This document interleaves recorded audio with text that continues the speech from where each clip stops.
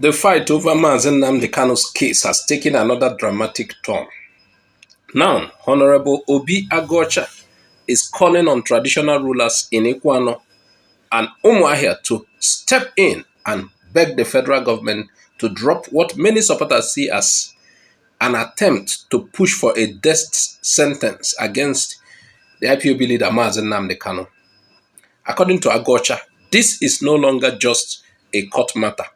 He says the life of Nnamdi Kanu is at stake, and traditional rulers must use their influence to prevent a situation that could increase tension across the southeast.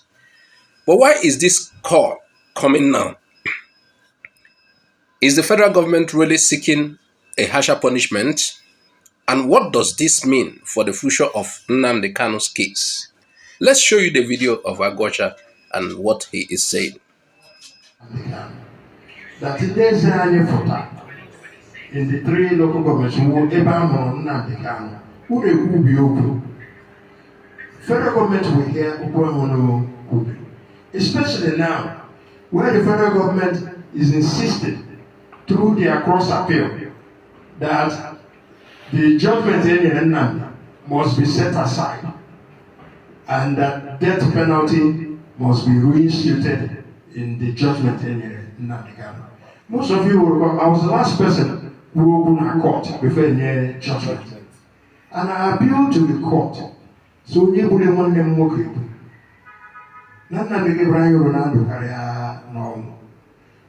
God intervened. God intervened by the judge in your judgment. Come on, this is death sentence because here actually Nnamdi. Any option for fine, any option for reduction in sentence. You must have to convict him on death. But the judge, I go judgment. Go which judgment. Yes, so the life sentence.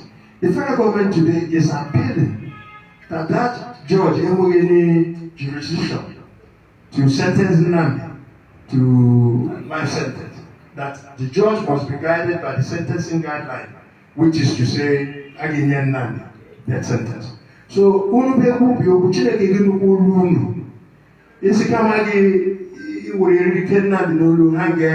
is the way Nigerian is human. Or Ekea Kanazo,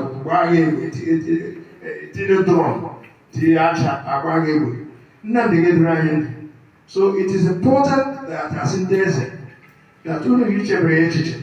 As in Ikwuano and Umuahia, who will be open.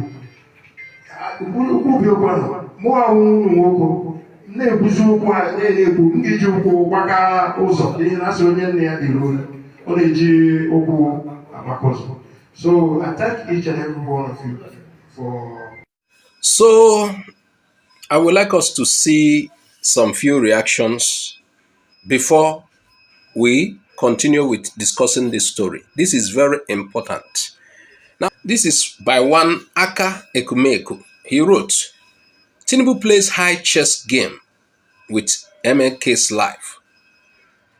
Your response should not be to beg. He's talking to the traditional rulers who went to beg. He said, you should threaten them with fully backing IPOB and full Biafra independence. Same way Tinubu threatened the caliphate with Yoruba nation. But out of cheap gain, you discarded your bargaining chip. Is this true? You know, some of the times when people want to talk to those who are their paymasters, they like soften. I think some of the time our people should talk tough. I don't say all the time. I say some of the time we should talk tough. We shouldn't be tossed about as if we have no head. And the Igbo has to talk tough. We have to be sure of what we want. How can the government be asking for a death sentence in the appeal? And like you saw in that video, Aguocha said in that video, hey, don't joke with this, oh. Don't joke with it, oh. These guys are mean. Igbo must not allow what happened in the past to repeat. Nigeria should be renegotiated. That is the point. We don't have to keep begging. I don't say you should begin to shoot knives. No. Time to talk tough sometimes. I don't know whether Tinubu will later, before the election, use Nnamdi Kanu to bargain. This guy says he's playing chess game with. I don't understand.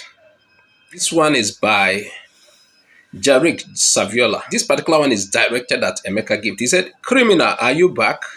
Low life animal." Please, I wouldn't have mentioned this. Criminal, are you low life and getting one? He said, "Have you come back to seek followers for your criminal China Sanworu?" This one, now you Sabio, not me, they read what you write. He said, "After betraying Mazen Nnamdi Kanu, you disappear from X.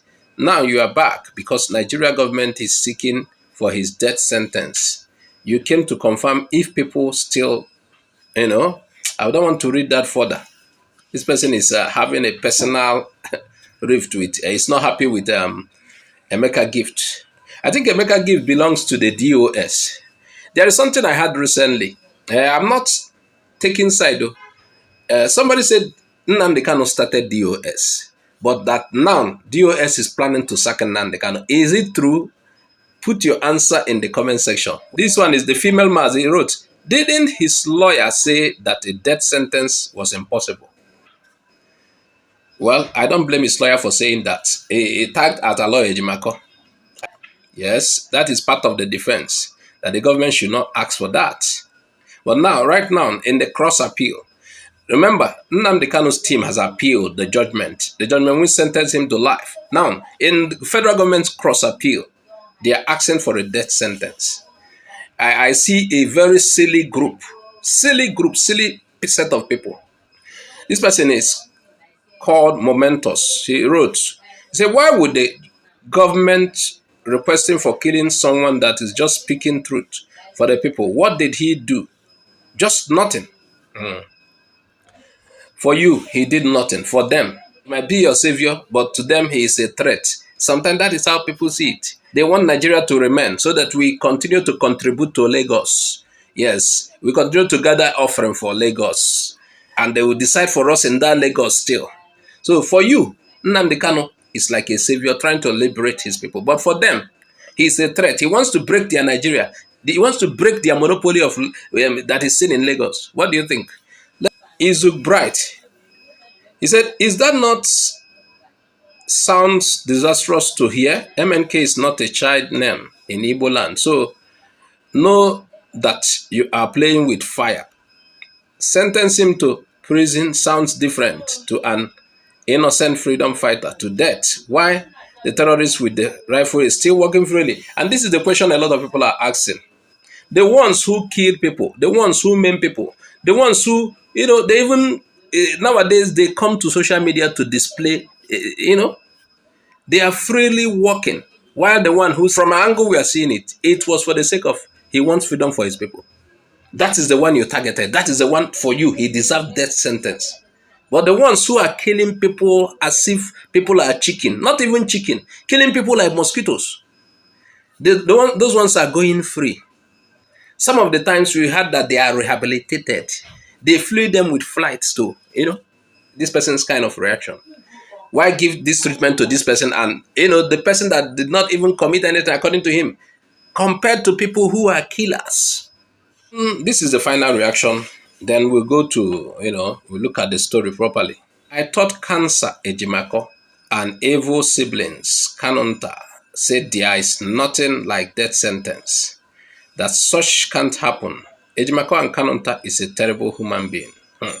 This one, I don't know whether he is an autopilot member or a DOS member. Nowadays, DOS are even as if they are distancing themselves from, Kanu's family. I don't know who to trust again. I see a lot of differences in the struggle. Well, you've had him. Now let's analyze everything. You wonder why Obi Aguocha is making this appeal. Obi Aguocha is one of the few lawmakers who had consistently spoken publicly about Nnamdi Kanu's case. And if you watch videos of those court proceedings before he was jailed, you've been seeing this Obi Aguocha. So he has been in support for a very long while. And his message is simple. He said, "Don't sit and watch. Traditional rulers should speak up before it is too late." He appears to believe that respected traditional rulers can help persuade the federal government to soften its position or consider a political solution on Mazi Nnamdi Kanu's case. And why did he approach traditional rulers? Many people ask, why not lawyers? Why not judges? Why approach these traditional rulers? Because traditional rulers are not part of the court process, but they still carry moral and cultural influence. In Igbo society, when traditional rulers speak with one voice, when they truly speak with one voice, and with a strong, not just one voice, but with a strong voice, when they speak on important issues, government often pay attention. Even if they are not legally bound to obey them. Government may not be legally bound, but sometimes that is what somebody is saying in the reactions, that they should talk tough. So Aguocha is trying to create a kind of pressure outside the courtroom, not just relying on the judge. The traditional rulers should not be there for just nothing. They should react. And the other one is this issue of death sentence. It is worrisome. Yes, it's a concern. Do you know why? Because death is final. Even people who disagree with Nnamdi Kanu politically, a lot of them will not support the death sentence. So for me, it's silly when government come up with things like that. So the moment people hear this word death sentence, their emotions rise immediately. So supporters see this as a threat to Kanu's life. Now, critics may say the court should simply follow the law, whatever it leads. Either way, it's a very sensitive issue when it comes to, even the ones who want him dead. Are they sure their hands are clean? Even the one ruling you. If we want to look at everything properly, who is the one that should be sentenced to death? Who is the one that should be jailed, actually? Now, why is this case so politically important? Now, for many of Kanu's supporters, he's more than just a defendant in court. Yes, they see him as a symbol of the grievances and complaints of many people in Igbo land. And that is why every court hearing, every appeal, or even every government action, it attracts massive attention. Yes. So what happens to Nnamdi Kanu affects public opinion far beyond the courtroom. So what is Aguocha, that man you saw, what is he really worried about? Now, reading behind the lines, his concern appears to be tension in the southeast. His argument is essentially, if this matter becomes more serious, it could create more anger and frustration among people who already feel strongly about the case. Whether you agree with him or not, that seems to be the warning he is sending. Even though, like you saw on the reactions, some supporters are not interested in the kings because of, for some, they have lost their values. But then, some other supporters have been asking political leaders to also speak up more. So when a serving member of the House of Representatives publicly calls for intervention, supporters see it as evidence that some elected officials are still pushing for Kanu's release, or at least a softer approach, even though critics might disagree.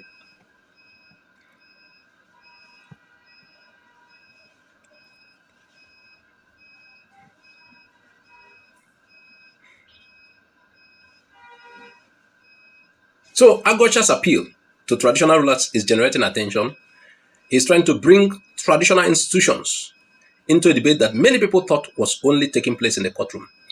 I don't think it is a careless decision. It's a wise one. I think more work should be done on our traditional rulers so that their voice will be stronger. Viewers, what do you think? Now here with the close down for today. Bye bye. I'm Azuka OJ.